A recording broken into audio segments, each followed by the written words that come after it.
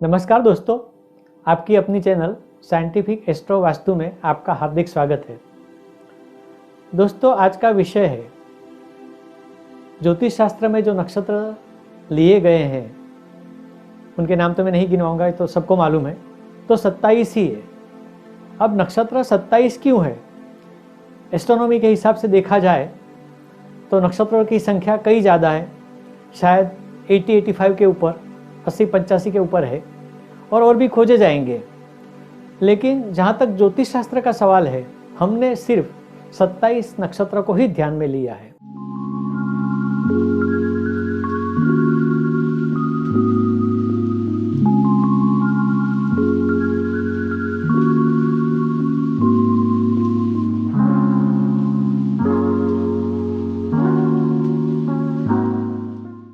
सत्ताईस नक्षत्र इसलिए लिए गए हैं क्योंकि चंद्र का भ्रमण पृथ्वी के आसपास में जो समय लेता है वो है 27 दिन। अब सवाल यह है कि महीना तो 30 दिन का होता है, चाहे अमावस्या से अमावस्या गिनो या पूर्णिमा से पूर्णिमा। तो प्रश्न ये उठता है कि जब महीना मास 30 दिन का होता है तो नक्षत्र 27 क्यों आए? तो एक साइंस है। तो जब मानव अपनी ऐसी अवस्था में था जहाँ कोई नॉलेज नहीं थी या डेवलप नहीं हुआ था, तो कभी उनके ध्यान में आया होगा कि एक बच्चा जन्म लेता है, बड़ा होता है, बीच में दूसरा बच्चा जन्म लेता है, वो भी बड़ा होता है, तीसरा बच्चा जन्म लेता है, वो भी बड़ा होता है, लेकिन सब में अंतर है, छोटा बड़ा। और कितने दिन बीत गए, इसका हिसाब किताब रखना चाहिए। पहले कुछ दीवार पर निशानी ऐसे करके गिनते थे, लेकिन कहाँ तक गिने? तो कहीं ना कहीं कुछ होना चाहिए। इसके हिसाब से उनको ध्यान में आया कि समय के लिए कुछ करना चाहिए, और वहीं से ज्योतिष शास्त्र की शुरुआत हुई है। तो सबसे पहले ध्यान गया बारिश पे, वर्षा। तो देखा लोगों ने कि एक पहली जब बारिश होती है, वर्षा होती है पहली, उसके बाद में वर्षा की सीज़न चलती है, बारिश की सीज़न चलती है, इसके बाद जाड़े की यानी ठंडी की सीज़न आती है, उसके बाद गर्मी की सीज़न आती है और वापस बारिश आती है। तो इसके कारण ये तय हो गया कि पहली वर्षा से जब पहली वर्षा होती है तो उसको एक साल माना गया। अभी मालूम नहीं था कि एक साल कैसे होता है, पर एक साल का अगर गणित करना है कि एक साल में क्या क्या है, कौन से मापदंड लेने चाहिए, कौन से मान लेने चाहिए, वो अभी तक नक्की नहीं हुआ था। तो क्या करें? तो ध्यान गया होगा चंद्र के ऊपर, क्योंकि सूर्योदय जब होता है तो उसके बाद में आकाश में कुछ भी नहीं दिखता है सूर्य प्रकाश के कारण। तो रात को जब चंद्रमा होता है तो पूरा आकाश और तारे सब कुछ दिखते हैं। तो लोगों का ध्यान गया पहले चंद्र के ऊपर। चंद्र का उदय एक जगह से नहीं होता है और एक घूमता रहता है। तो जैसे मान लो कि आज चंद्रमा इधर है, तो इसको ध्यान कैसे रखें? फॉर एग्जाम्पल, उदाहरण के तौर पर आप कहीं जा रहे हैं, एक स्थान से दूसरे स्थान, थोड़े आपने जर्नी की शुरुआत की, उसके बाद में किसी का फ़ोन है, आप कहाँ हो? तो आप क्या कहेंगे? आप बताएंगे मैं इतने किलोमीटर पहुँचा हूँ या इस गांव के पास पहुँचा हूँ। तो पूछने वाले को पता चलता है कि ये व्यक्ति कहाँ होगा। ऐसे चंद्र के लिए उन्होंने आकाश का दर्शन शुरू किया, तो देखा कि चंद्र जब होता है तो उसके पीछे, उसके बैकग्राउंड में, आकाश में कुछ तारे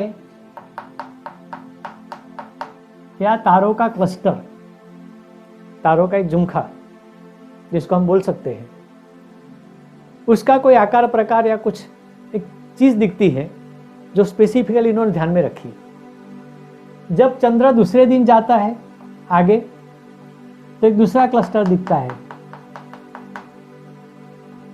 ऐसे ही चंद्र जैसे जैसे घूमता है आगे, वैसे वैसे चंद्र के पीछे जो भी क्लस्टर्स है उसको लोगों ने ध्यान में रखा और नामकरण भी किया।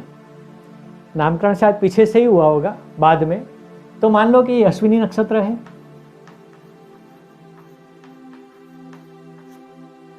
ये भरणी नक्षत्र है और एक कृतिका है।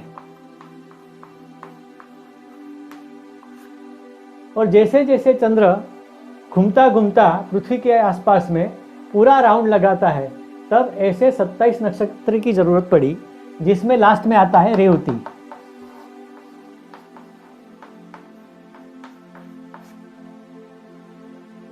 अब चंद्र का तो भ्रमण पूरा हो गया, लेकिन अमास तभी होती है जब चंद्र और सूर्य एक साथ में होते हैं। तो उस टाइम पे मानो कि सूर्य भी यहीं कहीं होगा, एक लाइन में पृथ्वी से अगर देखें तो। हालांकि मैंने छोटा बनाया है, लेकिन ये नहीं है, सूर्य बहुत बड़ा होना चाहिए था। मान लो भी ये सूर्य है और एक लाइन में है, तो यह अमावस्या। तो जैसे चंद्र ने घूमना शुरू किया, पूरा राउंड करके वापस जब यहाँ आया, तो सूर्य यहाँ स्थिर नहीं था, वो भी कुछ आगे चला गया और इसकी एक मूवमेंट होगी, तो अब सूर्य यहाँ आ गया। अब ये जो डिफरेंस रहा, वो पूरा करने के लिए चंद्र को और आगे जाना पड़ा। तो चंद्र का भ्रमण है 27 दिन का है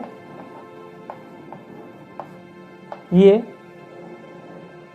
और सूर्य को मिलाने के लिए जो चंद्र का ये भ्रमण होता है, इसमें 3 दिन एक्स्ट्रा पड़ते हैं प्लस। इसीलिए महीना 30 दिन का होता है, जबकि नक्षत्र 27 ही होते हैं।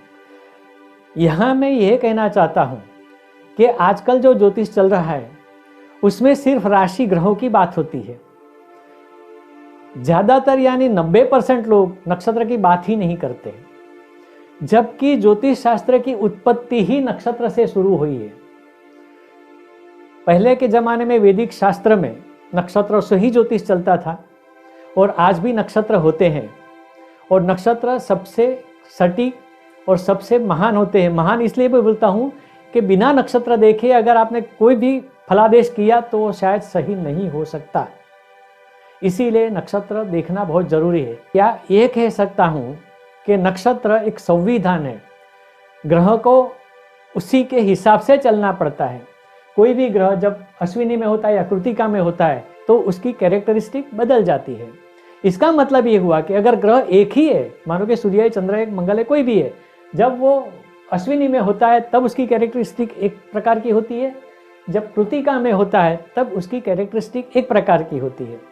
अब दूसरा हिसाब किताब मैं आगे नहीं ले जाने वाला हूँ इस वीडियो में, आगे और कुछ बताऊंगा, लेकिन अभी इतना जान लो कि राशि भी यहीं से शुरुआत होती है।